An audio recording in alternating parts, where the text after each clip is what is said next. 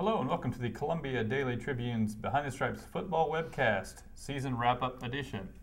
David, we're back from Orlando. Missouri wins the Citrus Bowl 33-17 over Minnesota. Really a game where they kind of lean on their defense, lean on their running game, and put Minnesota away in the fourth quarter after kind of a rough first quarter for Missouri. Maybe some of your main takeaways from that game. I thought it might have tipped the Missouri offense's hand towards next season, maybe. I could obviously be wrong come August, but it seemed as if, it kind of hinted toward a run-heavy future that might even, involve some power run looks that we hadn't seen all season. They had 13 plays out of, 62 offensive, in which they had an H-back, basically. They had Jason Reese or Sean Colkin standing next to Maty Mauk in the shotgun, and 12 out of those 13 plays were runs. The only pass was the kind of Hail Mary almost to Jason Reese in the end zone that went incomplete at the end of the third quarter. So, I felt like that was interesting, and it was also almost kind of getting back to the roots, and kind of the bread and butter of last season, when they would just kind of pound a team with their run game until the third and fourth quarter, and then the holes would be a lot bigger, and Russell Hansbrough or Henry Josie would have 45 or 50 yards to work with, whereas they only had 4 or 5 yards early in the game. So, I think it's a strategy that worked for them, intermittently this season, and it definitely worked for them against Minnesota. And it's something they can kind of look forward to next year when the receiving core is going to be kind of unproven. But they've got 4 starting offensive linemen coming back. They've got Russell Hansbrough, with a year of eligibility left. Ish Witter, Trevon Walters coming off a red shirt, Morgan Stewart coming off his hip injury. 4 guys in the signing class who could be running back prospects as well. So it seems as if they could have a lot of depth at running back next year. Maybe they'll go to the wishbone. Yeah, maybe they have enough depth to institute the veer before next season. But they could be moving towards a pretty, run-heavy attack. Especially if the receivers don't come along as quickly as maybe they'd want them to. To make that work, obviously you have to play pretty good defense to keep yourself in the game, which they did do. I thought they made David Cobb, who was a pretty good running back, or so we thought, look pretty ordinary. He was sort of a non-factor. Really, the only trouble they ran into was their pass defense looked a little shaky. They made a 49% passer, about a 80% passer. Right. But other than that, they didn't give up the points. So that was no big deal. And I thought their stars played like stars. Marcus Golden, Shane Ray, which definitely in Marcus's case and probably in Shane's case was their swan song game. And it sort of showed you why they are such highly coveted NFL prospects. But you also got good games. Really, all their stars played well. Bud Sasser had a great game. Marcus Murphy. So I thought it was kind of a good fitting into a season where Missouri maybe didn't overwhelm teams with their talent, but sort of just took care of business. To go 11-3, I felt like they really beat every team that was sort of comparable or worse than them, with the exception of Indiana. The other 2 games they lost, Georgia and Alabama, I really just felt like they were by far the worst team. So when you go through a year like that and go 11-3, I think it was just an incredibly positive year. If they had lost that bowl game, I probably would have put the season kind of in the category of 2010, where it was kind of a pleasant regular season and then kind of a disappointing end. But in this case, I think it was probably Finkel's 3rd best season at Missouri, behind 2007 and 2013. Maty Mauk starts rough, 2 interceptions in the first quarter, and then as the game wore on, got better, had a huge run where he concussed a Minnesota defensive back. I shouldn't be laughing about that. No, I shouldn't. And then end up with his best completion percentage, probably going back to, Toledo game or something. Yeah. Big picture on Maty Mauk now that the season's over. How do you kind of evaluate what Missouri has here in him? This is going to sound cliche, and I usually hate to just throw out kind of, terms like this, but he's just a competitor. He really is. It's something that people throw out a lot in college football, and it's just kind of a stand-in for intangibles or whatever you want to say. But I don't think you can overestimate his just kind of, grittiness almost out there. Like you said, he'd been battling a calf contusion, a calf cramp the whole first half, and he looked kind of like he was heat exhausted. He was giving back fluids on the sidelines, as he said. And then, he runs over he motors for an 18-yard touchdown and runs over a cornerback at the end of it, stomps and kind of postures and stuff like that. And it always seemed, except for, I guess, in in the Georgia loss this year, and just kind of the slogging through the midpoint of the season, that when he needed the throws, he could get them. I mean, like, when Bud Sasser could get an inch of separation, he could get it to him. You know, and even when Jimmy Hunt was on his good run, and I think Darius White had his moments too. I mean, it seemed like when the receivers gave him something to work with, and you know the line gave him time to see it, he was able to do it. So I mean, I think they've got a really resilient quarterback, and they've got one that's taken his lumps and, you know, I think come out on the other side of it. And you can even see that in ball games. I mean, this year he'd start very slowly and throw a lot of interceptions in the first quarter, and then as the game went on, I mean, I think he had 8 or 9 touchdowns against 0 interceptions in the fourth. So it seems as if he's the type that takes a little while to get going, but once he does, you know, both in a game and in a season, you've got a pretty solid quarterback on your hands, and one that's, you know, not going to quit. He's got, you know, all of those intangibles, I guess. I thought that you mentioned it, but I thought what really made him effective when he was effective was he really absolutely did not care what had just happened. Sometimes the previous 3 quarters, sometimes, you know, the previous series, whatever. He really had the ability of just putting that behind him and moving on. I know he gave some credit to Pat Ivey and the positive coaching thing Missouri does, so I don't know how much that played into it, but whatever it is, whatever his makeup is, I mean, you can't really dismiss that, because we've seen other quarterbacks really go into the shell when things go wrong. He just doesn't.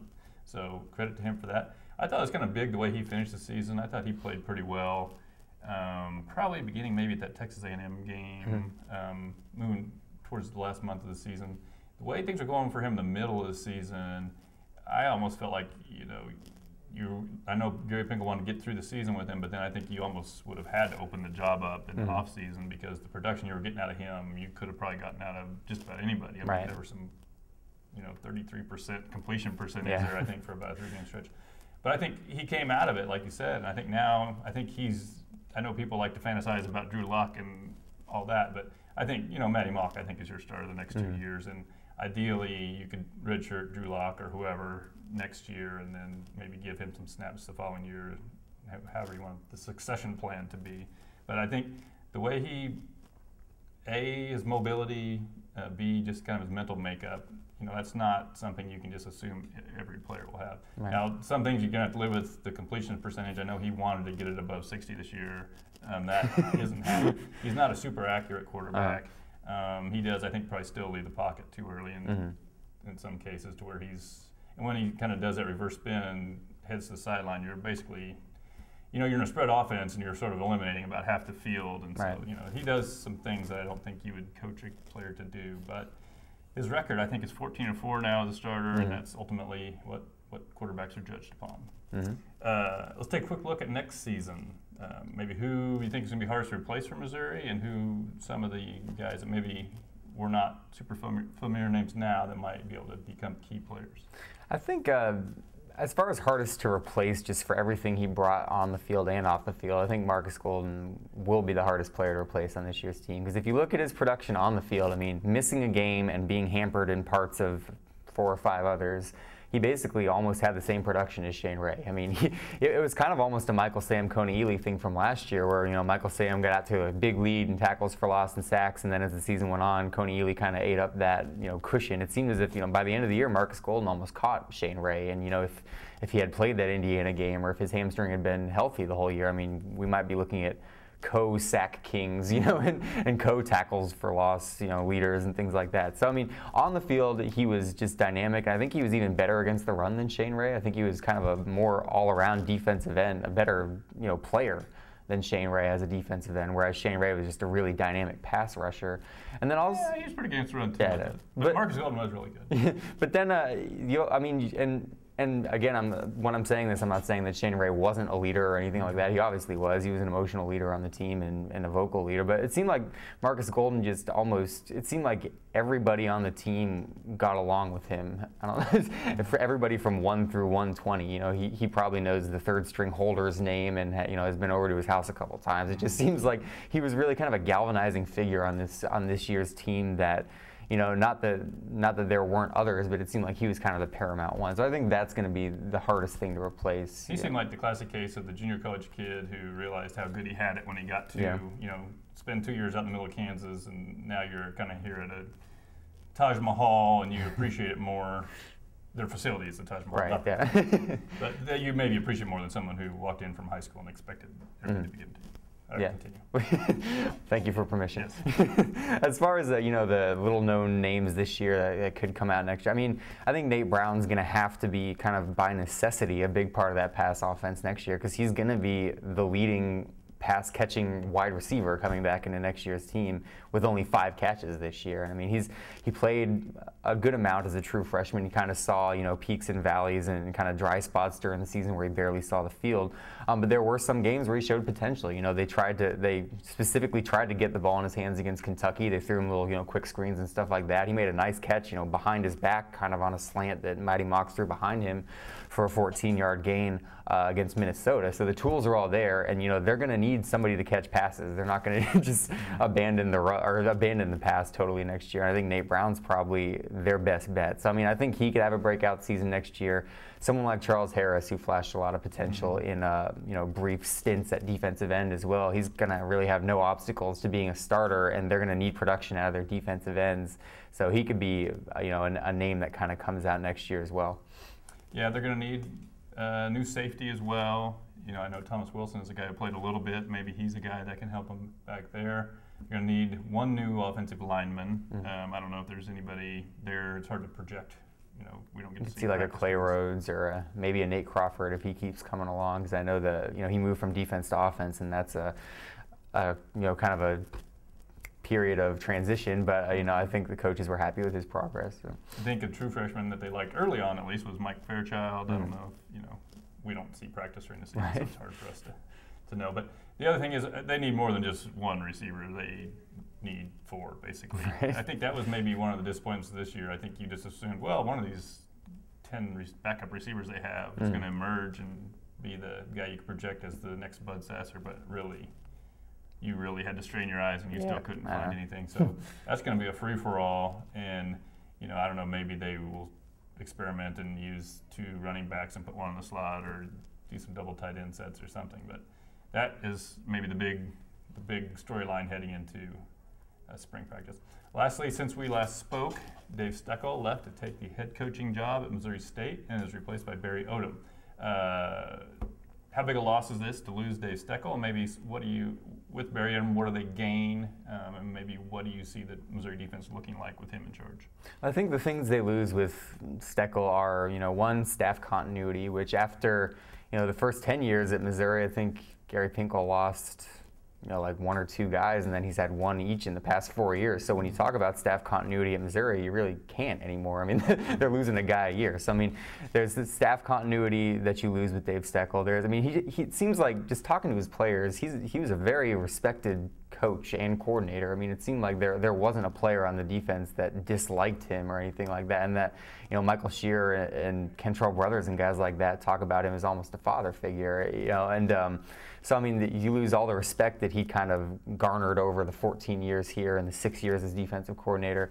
And then also, I mean, it seemed like he had some inroads in Texas and that recruiting. And maybe since Missouri's moving a little bit away from Texas, maybe you're not going to miss that as much because you got A.J. Ricker there now and you still got Kuligowski there. So maybe that's not as big a part. But the other two, I think are pretty significant. What Barry Odom brings, though, I mean, he knows the system. He coached under Gary Pinkel for 9 years, and he played at Missouri, so he knows the culture of the school and stuff like that.